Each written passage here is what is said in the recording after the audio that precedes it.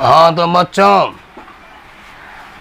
आज मैं उदासीकरण अभिक्रिया न्यूट्रलाइजेशन रिएक्शन के विषय में बताता हूँ, उसे ध्यान से सुनो। उदासीकरण अभिक्रिया वह अभिक्रिया है जिसमें दो यौगिक अपने अपने मूलकों की अदली बदली कर दो ऐसे नए यौगिक बनाते हैं जिनका घोल उदासीन होता है, अर्थात उस घोल में न अम्ल का प्रभाव रहता है और न क्षार का, न तो उसमें अम्ल का गुण है न क्षार का गुण। इसीलिए उस घोल को उदासीन घोल कहते हैं और इस क्रिया को इस क्रिया को उदासीन क्रिया कहते हैं। इसमें यह क्रिया द्विविस्थापन अभिक्रिया के समान ही है, किंतु इसमें अम्ल और क्षार आपस में अपने अपने मूलकों की अदली बदली करते हैं, जिसके फलस्वरूप दो नए यौगिक बनते हैं जिनमें न तो अम्ल का गुण है न तो क्षार का गुण है। उन यौगिकों के घोल में न तो अम्ल का गुण है न क्षार का गुण रहता है, इसीलिए उसे उदासीन घोल कहते हैं और इस क्रिया को उदासीकरण अभिक्रिया कहा जाता है। इसे मैं उदाहरण से स्पष्ट करता हूँ। जब सोडियम हाइड्रोक्साइड हाइड्रोक्लोरिक अम्ल के साथ अभिक्रिया करता है तो सोडियम क्लोराइड और जल बनता है। इसमें दोनों यौगिक अम्ल और क्षार अपने अपने मूलकों की अदली बदली कर लवण का निर्माण करते हैं और लवण पूर्ण रूप से उदासीन होता है, न तो उस लवण में अम्ल का गुण है न क्षार का गुण है, इसीलिए उसका घोल भी उदासीन होता है। उसमें लिटमस पत्र डालने पर किसी प्रकार का परिवर्तन लिटमस पत्रों में नहीं होता है, अर्थात लाल लिटमस डालने पर लाल ही रहेगा और अगर नीला लिटमस उस घोल में डाला जाए तो उसका रंग नीला ही रहेगा, अर्थात वह उदासीन घोल हुआ। उसी प्रकार पोटेशियम हाइड्रोक्साइड और नाइट्रिक अम्ल दोनों अभिक्रिया कर पोटेशियम क्लोराइड नामक लवण और जल बनाता है। इसमें भी दोनों यौगिक अम्ल और क्षार के यौगिक अपने अपने मूलकों की अदली बदली करते हैं, अर्थात द्विविस्थापन अभिक्रिया इसमें भी होती है, जिसके फलस्वरूप पोटेशियम क्लोराइड और जल बनता है। यह उदासीन घोल है।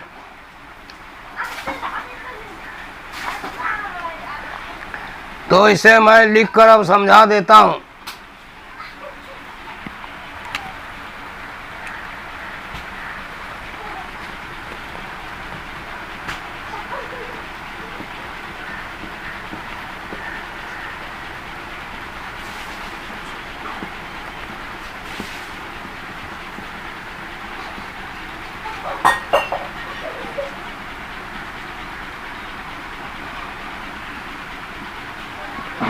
वह अभिक्रिया जिसमें अम्ल और क्षार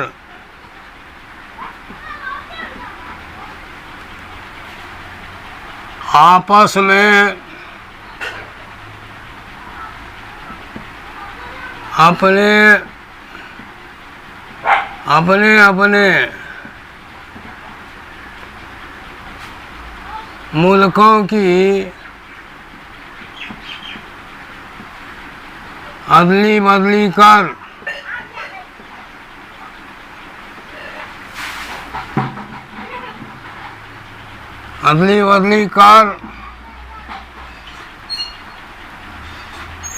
दो नए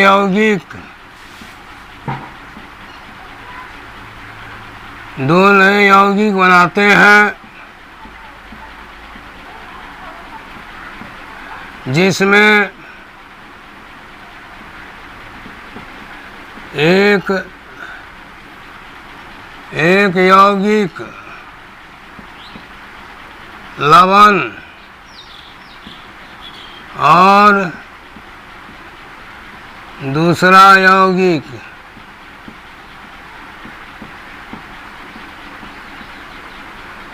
जल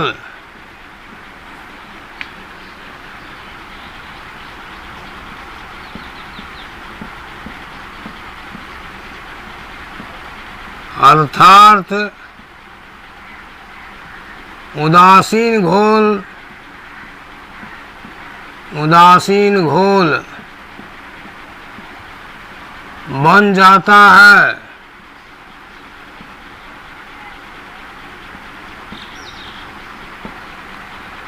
इसे उदासीकरण अभिक्रिया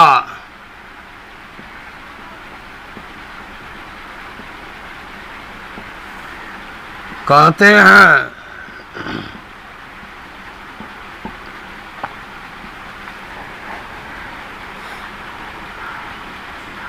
यह उदासीकरण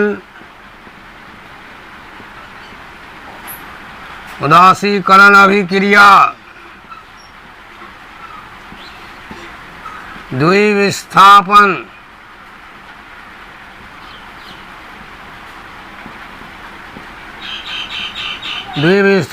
अभिक्रिया ही है।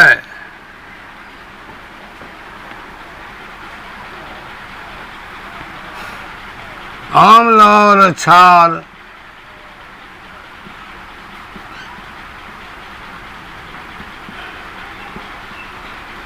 जब भी आपस में संयोग करता है,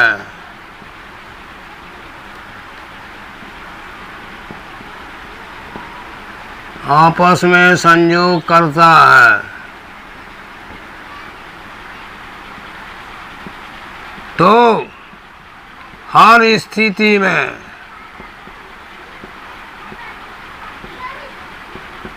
लवण और क्षार, लवण और जल का निर्माण होता है।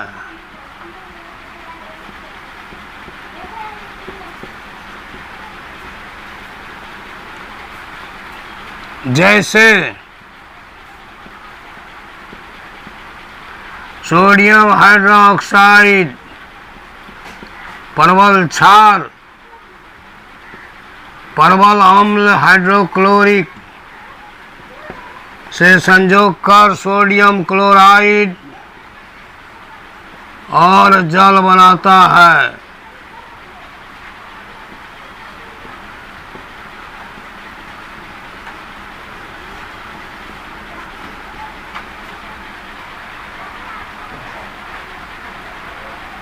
उसी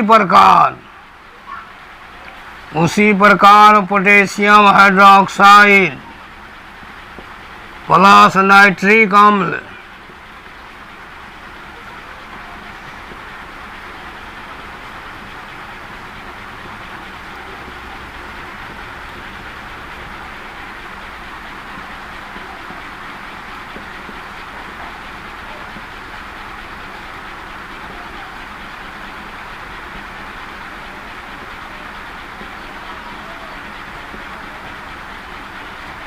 पोटेशियम हाइड्रोक्साइड और नाइट्रिक अम्ल आपस में संयोग कर पोटेशियम नाइट्रेट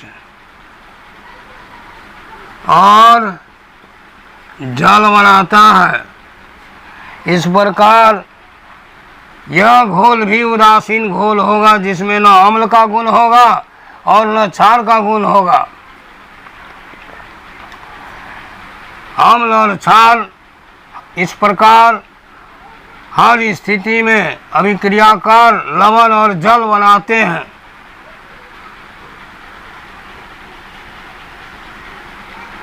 इसमें सोडियम हाइड्रोक्साइड क्षार का OH समूह और हाइड्रोक्लोरिक के H समूह अदली बदली होकर जल बनाते हैं, और सोडियम और क्लोराइड ये दोनों मूलक आपस में संयोग कर सोडियम क्लोराइड लवण बनाता है। उसी प्रकार इसमें भी पोटेशियम मूलक और नाइट्रेट एक धन मूलक, पोटेशियम धन मूलक और नाइट्रेट ऋण मूलक, जितनी भी धातुएं हैं सभी धन मूलक होते हैं। कार्बन को छोड़कर अमोनियम और हाइड्रोजन को छोड़कर अन्य सभी धातुएं ऋण मूलक होती हैं।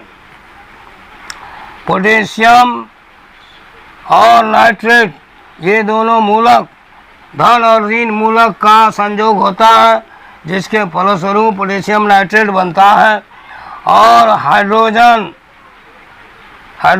और हाइड्रोक्सिल ग्रुप इस दोनों का संयोग होने के कारण जल बनता है। इस प्रकार हमेशा मूलकों का संयोग धनात्मक ऋणात्मकता के आधार पर होता है। हमेशा धन मूलक और ऋण मूलक आपस में संयोग करेंगे कार्बन को छोड़कर।